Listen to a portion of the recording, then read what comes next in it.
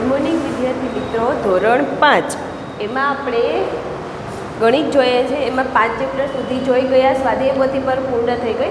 આજે આપણે chapter number 6 કયું છે તો કે તું મારો ગુણક હું તારો અવયવ. એમાં આપણે સ્વાધ્યાય પોથીનું ગુણક અને અવયવ જોઈએ આપણે એટલે ખબર પડશે કોને ગુણક કહેવાય કોને અવયવ કહેવાય. ઉંદર અને બિલાડી. ભૂખી બિલાડી કુંજન ઉંદરને પકડવાનો પ્રયત્ન કરી રહી છે. કુંજન અત્યારે 14મા પગલા પર છે અને તે એકવારમાં 2 પગલાં કૂદી શકે છે. કુંજન એટલે કે ઉંદર એ 14મા ઉપર છે, એક કૂદકો મારે તો 2 પગલાં, 14 ઉપરથી કૂદકો મારે તો 15 અને 16 એટલે કે ક્યાં આવે તો કે 16. બિલાડી ત્રણ પગલા પર છે, ત્રીજા પગલા એટલે કે 3 નંબરના પગલા પર છે. તે એક વારમાં 3 પગલાં કૂદી શકે છે. એક ઠેકડો મારે તો 3 પગલાં, 3 નંબર ઉપર છે તો 3થી કૂદકો મારે તો 4, 5 અને ક્યાં આવે તો કે 6. જો ઉંદર 28 પર પહોંચી જાય તો તે દરમાં છુપાઈ શકે છે. શોધી કાઢો કે ઉંદર સલામત બચી શકશે. આપણે શું કરવાનું છે? ઉંદર સલામત બચી શકશે તો શું કરવું પડે? સાઈડમાં આપણને આપેલું છે એમાં શું કીધું છે? ઉંદર જે ખાના પર કૂદે છે તે. પણ ઉંદર જે ખાના પર કૂદે છે તે ઉંદર અત્યારે કેટલા પગથિયા ઉપર છે તો કે અહીંયા છે 14 ઉપર કોણ છે? ઉંદર. 14 ઉપર ઉંદર છે. હવે એકવારમાં 2 પગથિયા કૂદે છે તો 14થી ઠેકડો મારે તો 2 આવે એટલે 15 ને 16. બીજો આવે પહેલો ઠેકડો માર્યો તો 16, 16થી પાછો મારે 17 ને 18, 20, 22, 24, 26 અને લાસ્ટમાં કેટલા સુધી છે? 28 સુધી. 28 ઉપર અહીંયા પહોંચે ત્યારે ઉંદર ક્યાં છુપાઈ શકે તો દરમાં. તો એણે કેટલા કૂદકા મારવા પડે તો કે 1, 2, 3, 4, 5, 6 અને 7 કૂદકા મારે ત્યારે એ દરમાં છુપાઈ શકે છે. તો ઉંદર જે ખાના પર કૂદે છે તે ખાના. પહેલાનો જવાબ પ્રશ્ન તો આપેલો છે, ઉંદર જે ખાના પર કૂદે છે તે ખાના. તો કયો આવશે? તો પહેલા કયો આવશે? 14, 16, 18, 20, 22, 24, 26 અને 28. ઉંદર ક્યાં ખાના કૂદે તો કે 14, 16, 18, 20, 22, 24, 26 અને 28. હવે શું કીધું છે બીજું? બી. બિલાડી જે ખાના પર કૂદે છે તે ખાના. બિલાડી અત્યારે કયા ખાના ઉપર છે તો કે બિલાડી અત્યારે 3 નંબરના ખાના ઉપર છે. બિલાડી કેટલા નંબરના ખાના ઉપર છે તો કે બિલાડી છે અત્યારે 3 નંબરના ખાના ઉપર. એક ખાનું કૂદે એટલે કેટલા પગથિયા ઠેકે છે તો કે 3 ઉપરથી ઠેકડો મારે તો 4, 5 અને 6. અહીંયા આવશે 6. પાછો એક કૂદકો મારે 6 માં 3 નાખો તો કેટલા થાય? 9,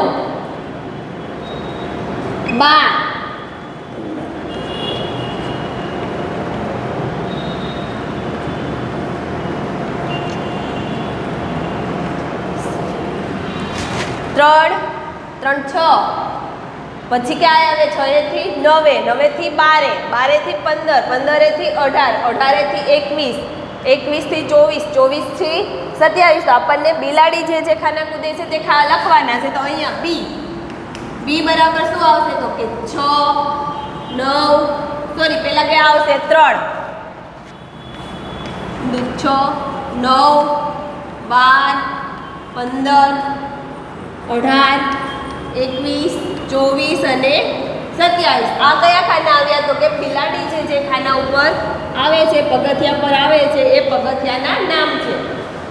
ત્યાર પછી સી શું કીધું છે? બિલાડી અને ઉંદર બંને જે ખાના પર કૂદે છે તે ખાના.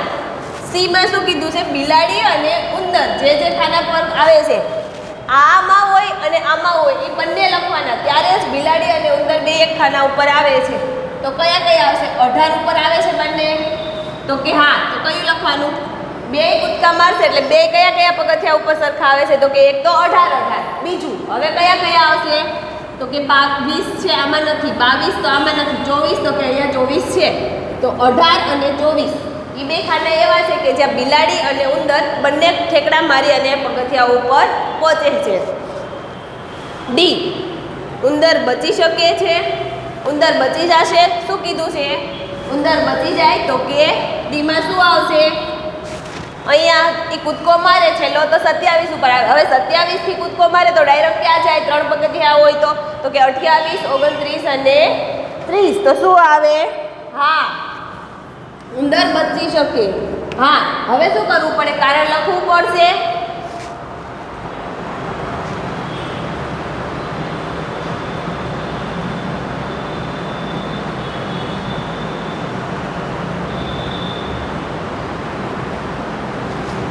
બંને શું કીધું છે?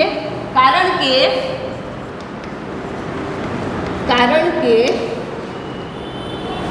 બંને અહીં એક જોડે 18 અને 24 પર આવતા નથી. કેમ? કેમ કે 18 અને 24 ઉપર આવે છે, પણ કેવી રીતે? તો કે અલગ અલગ રીતે. 14 થી ઠેકડો મારે તો 16 આવે. આ ક્યાં આવે? 6. 18 હોય તો એ 9 આવે. 20 હોય ત્યારે 12, 22 હોય ત્યારે 15. આ ઉંદર 24 પૂગે ત્યારે બિલાડી હજી ક્યાં આવશે? 18. તો ઉંદર પસી જશે એ રીતે. ત્યાર પછી શું કીધું છે? આ તમારે પાઠ્યપુસ્તકમાં લખવાનું છે. ત્યાર પછી શોધી કાઢો. જો બિલાડી 5મા પગથિયાથી શરૂ કરે અને એકવારમાં 5 પગથિયા કૂદી શકે અને ઉંદર 8મા પગથિયાથી શરૂ કરે અને એકવારમાં 4 પગથિયા કૂદી શકે તો ઉંદર બચી શકે. હવે બિલાડી ક્યાંથી શરૂ કરે છે? તો કે 5મા પગથિયાથી. અહીંયા લખું, બિલાડી 5મા પગથિયાથી શરૂ કરે અને એકવારમાં કેટલા પગથિયા કૂદે છે? તો કે 5 પગથિયા. 5 પગથિયા એકવારમાં 5 પગથિયા કૂદે. હવે શું કરે? એકવારમાં 5 પગથિયા કૂદે બિલાડી તો ક્યાં આવશે? ક્યાં ખાને આવે? તો કે 5, 10, 15, 20, 25 અને આ છેલ્લે આવે છે 30. તો 30 સુધી તો છે. આપણે કેટલા સુધી છે? તો કે 29 સુધી. હવે આવશે ઉંદર. ઉંદર કયા પગથિયાથી શરૂ કરે છે? તો ઉંદર 8મા પગથિયાથી શરૂ કરે અને એકવારમાં 4 પગથિયા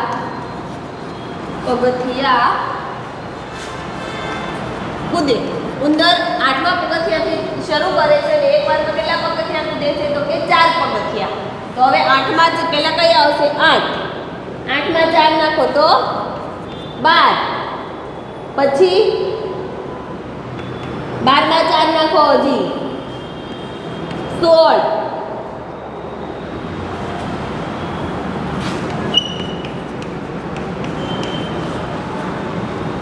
છેલ્લે 32 આવે. ઉંદર ક્યાં પગથિયા ઉપર આવશે? તો કે 8, 12, 16, 20, 24 અને 28. તો એ બે જોડે ક્યાં ભેગા થશે? 5 હોય તો એ બિલાડી 5 હોય તો ઉંદર ક્યાં હોય છે? 8. બિલાડી 10 આવે તો ઉંદર ક્યાં આવે? 12. બિલાડી 15 આવે તો ઉંદર ક્યાં આવે છે? 16. બિલાડી 20 આવે તો ઉંદર ક્યાં હોય છે?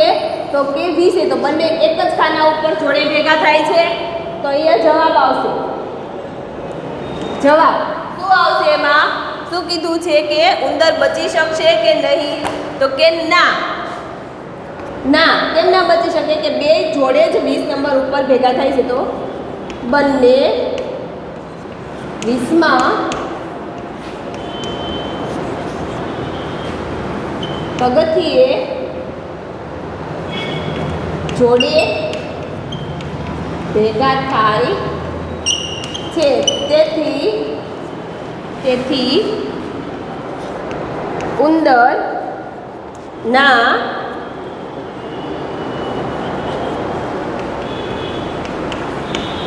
થાય તેથી ઉંદર ના બચી શકે. આ થયો જવાબ. આ તમારે બુકમાં લખવાનું રહેશે, નહીંતર ખબર નહીં પડે. ત્યાર પછી મોન્ટો કોની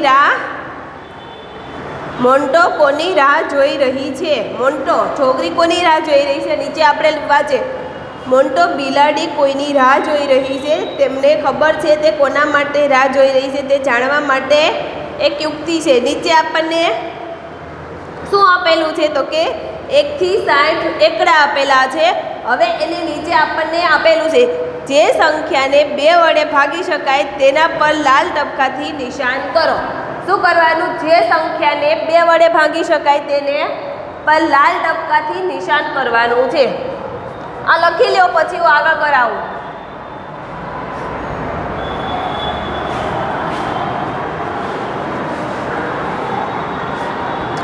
થઈ ગયું? હવે શું કીધું છે કે 2 વડે ભાગી શકાય તે સંખ્યા પર શું કરવાનું છે? લાલ ટપકા. તો બે વડે કઈ કઈ સંખ્યા ભાગી શકાય? તો બેકી સંખ્યા બધી જ. બેકી સંખ્યા બધી જ 160 માં જેટલી બેકી સંખ્યા હોય એ બધી જ ભાગી શકાય. તો અહીંયા લખું 2 વડે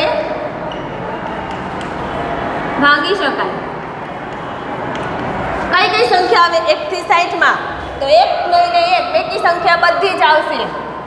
2 4 6 8 10 12 14 18 20 22 23 32 33 34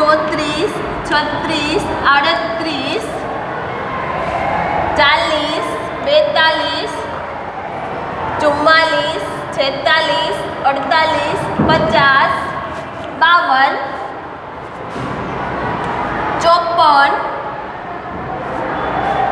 પછી 56 58 અને 60. કઈ કઈ સંખ્યા 2 વડે ભાગી શકાય? તો એટલી સંખ્યા 2 વડે ભાગી શકાય. અને એની ઉપર કેવું નિશાન કરવાનું છે? તો એની ઉપર લાલ ટપકું કરવાનું છે. કેવું ટપકું?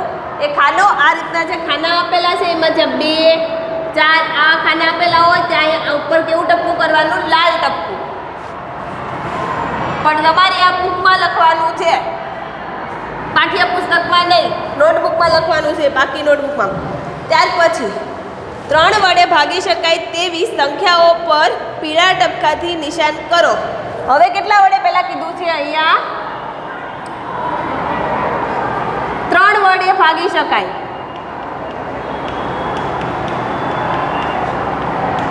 3 વડે કઈ કઈ સંખ્યા ભાગી શકાય? 3 અને 4 વડે 3 નિશાન કરો અને 4 વડે ભાગી શકે તેવી સંખ્યા પર વાદળી ટપકાથી નિશાન કરો. આપણે પહેલા શેનું નિશાન કરીશું? તો કે 3 વડે ભાગી શકાય પીળા ટપકાનું. 3 વડે તો કે 3 માં 3 ઉમેરો 6 માં 3 ઉમેરો 9 માં 3 ઉમેરો 12 માં 3 15 3 નો ઘડિયો છે 1 સુધી.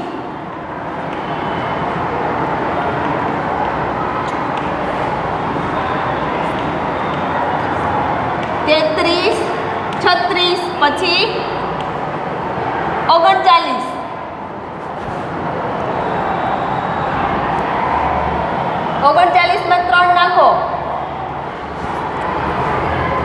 39 માં 3 એટલે કેટલા આવે? 40 41 ને 42 માં 3 45 માં 3 48 માં 3 51 માં 3 54 57 55 56 અને 57 3 નાખો એટલે છેલ્લા 60. તો 3 વડે કઈ કઈ સંખ્યા ભાગી શકાય? તો કે 3 થી લઈ 3 6 9 એમ 3 ઉમેરતા જાઓ. હવે કયાનું કીધું છે? તો કે 4 વડે ભાગી શકાય. 4 વડે ભાગી શકાય. પહેલા તો શું કરવાનું? જેટલા વડે ભાગવાનું કીધું હોય એનો ઘડિયો લખવાનો.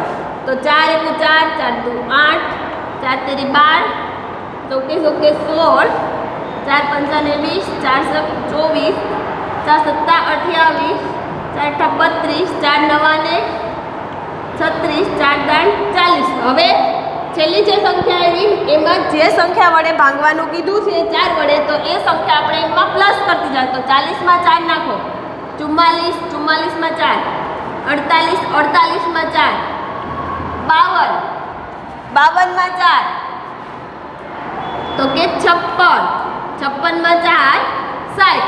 તો આ કઈ કઈ સંખ્યા આવી જે 4 વડે ભાંગી શકાય તેવી.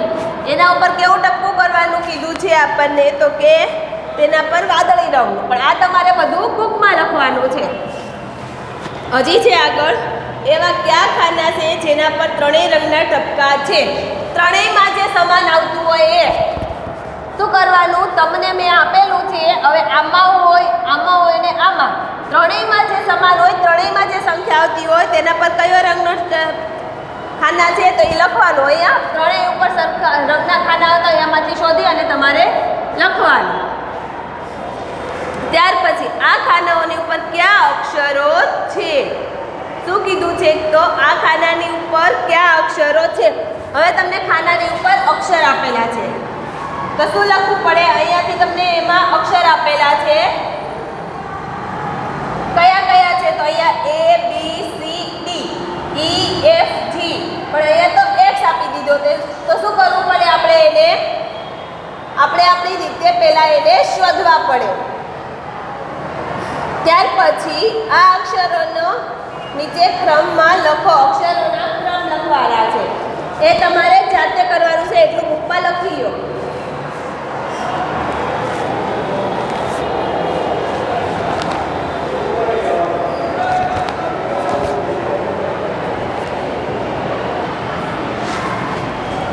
લખાઈ ગયું? હવે આગળ જોઈએ.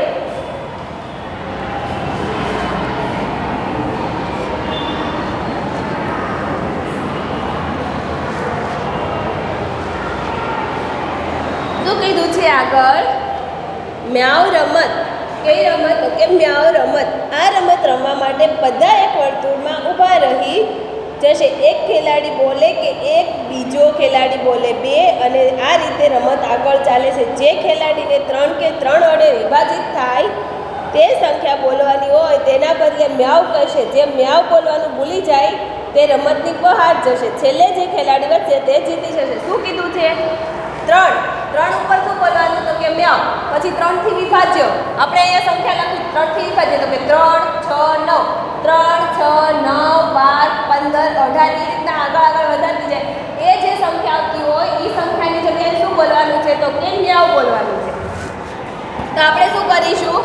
તમે કઈ સંખ્યાઓ મ્યાઉથી બદલી મતલબમાં કે મ્યાઉ લખવાથી કઈ સંખ્યા બોલાય છે? તો કે 3, 6, 9, 12, 15, 18, પછી 21, 24, 27 અને છેલ્લે કઈ આવશે? 30. આ સંખ્યા બધી આવે તેના પર શું બોલવાનું? 1, 2, 3 ની જગ્યાએ 3 આવે તો મ્યાઉ, 6 આવે તો મ્યાઉ, 9 આવે તો મ્યાઉ, આ રીતે. હવે શું કીધું છે આગળ? આ સંખ્યાઓને 3 ના ગુણક કહે છે. શું કહે? ગુણક કોને કહેવાય? તો કે જે સંખ્યા 3 ના ગુણક, તો 3 નો ગુણક 3, 6, 9, 12, 15, તો આ કેના ગુણક થયા? 3 ના ગુણક. કેના ગુણક થયા? 3. હવે માની લો કે આપણને કીધા છે 4 ના ગુણક, તો 4 ના ગુણક ક્યાં આવે?